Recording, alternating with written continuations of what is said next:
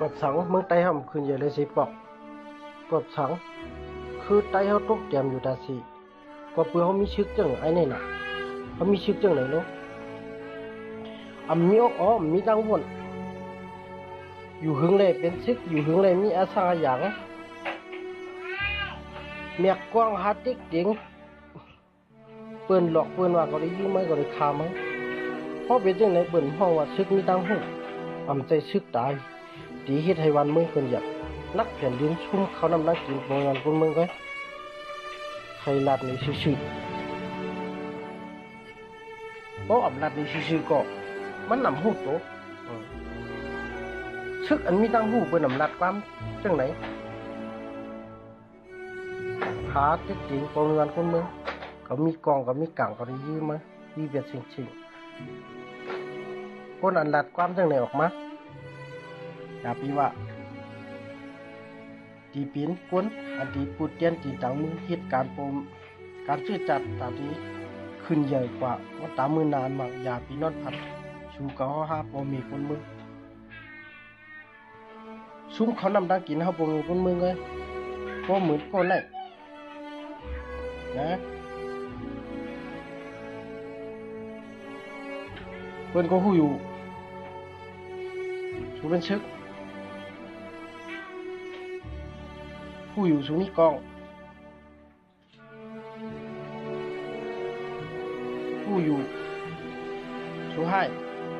ทำใจว่าสุริมาหลอกเงิดก้นผักกาบอมีวันก้นมือสูให้สูงนี้กองนี้กังสูมีเขานำดังกินอยู่ไรอยู่ฮะเพิ่นนับยำสูมาเขานำดังกินเพิ่นจอยเถียมกอบตาที่เก็ดเขียนวันคนเมืองเมื่อสำนีออกเตรียมออกเก็บออกเน่าเสียอักก็ดังหายในมือมันมีกล่องก็ได้ยืมมาก็ได้คามาเมื่อหายก็มาเลยเมื่อหลัดปับพอหายเห็นนั้นวันเมืองใต้เขาเมียผู้เขียนเมียผู้เขียนนี่ว่าหิมะเมืองใต้เขากอบสังใต้เขาหักกันกอบสังใต้เขาโฮมือกันเลยกอบสังเมืองใต้เขาเนี่ยอยู่ในมือปืนมาตราสีกอบเขามีชึกเหมือนไอ้ในลงเหมือนก้อนในลง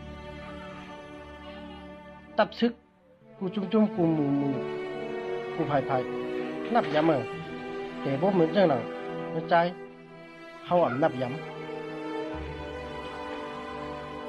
นักแผ่นดินไงออกเตรียมจังไหนเก็บจังไหนตีมาเฮ็ดให้แผ่นดินวันเมืองเขาสูงขึ้นนั้นว่าหันเฮ็ดให้ผู้เขียนมาอยู่ในเมืองใต้เขาไว้ตั้งวนเก็บจังไหนเปิ่นห้องคนมีดังหู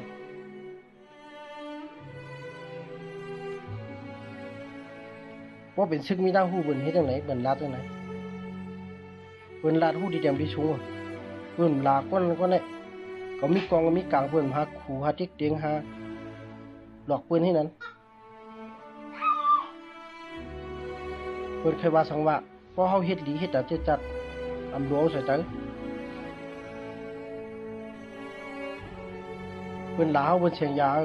ปมีวันคนเมืองเรียกเขาลูกสูได้เป็นฮู้ปมีวันคนเมืองแก่เควันเมืองผมอยากวันคนเมืองเรียกเข้าสู่เลยก็สุ่มเฮ็ดดีบนว่าสุ่มเฮ็ดซื้ออยู่บนว่าสู่เลยเป็นเลี้ยงเข้าสู่ลูกสุ่มเสียงยางที่ขึ้นว่าเพิ่นติดเตียงที่ยื้อเวที่คาสู่เปียนนั่นทำเสียงเฮ็ดซึกนึงก็ได้เฮ็ดให้ผมวันคนเมืองอยู่ย้ำอีกนึงนับย้ำอีกนึงพวกตั้งหลัดเหมือนไหนตั้งวนขนาดไงนักแผ่นดินเยอะเฮ็ดสิกับก็ซุ่มขับบริวารคนมึงไงต้องไว้จ้ะอย่าปีลาดแทงอย่าปีเฮ็ดแทงตรงไหนหมุนมีขึ้นไวโปกให้เป็นซึกไตมีชื่อเสียงบริวารคนมึงหักพอเป็นจังไหนลาดจังไหน แข่งเอียนโปรยวันคนเมืองก็เมียวเขาเลี้ยงชัวกำใจลาโปรยวันคนหลงกำใจลาเงาจึงก็ลาไอ้ก็เหลียวนะแกก็ในก็เหลียวไงคัดตาคัดหูโปรยวันคนเมืองเฉียงยาที่ลาสัวเขาเลี้ยงเข้าสู่ลูกผู้อยู่มีชึกมีกองผู้อยู่ให้อันใจว่าที่มักเจ๊กเก่งว่าบ่มีคนเมืองถามยื้อถามพันยื้อได้ผู้เขียนไว้ช่างละยื้อช่างละใต้ต่อใต้เพราะสู่ยื้อใต้ต่อใต้หมายถึงว่าเหตุการณ์สุดตัวนั่นน่ะพอยื้อผู้เขียนก็พอยื้อผู้เขียนก็หมายถึงว่าสู่เหตุตัดแต่วันมึงพอยื้อใต้ต่อใต้ก็ใครว่าเหตุการณ์ส่วนตัวมันสูง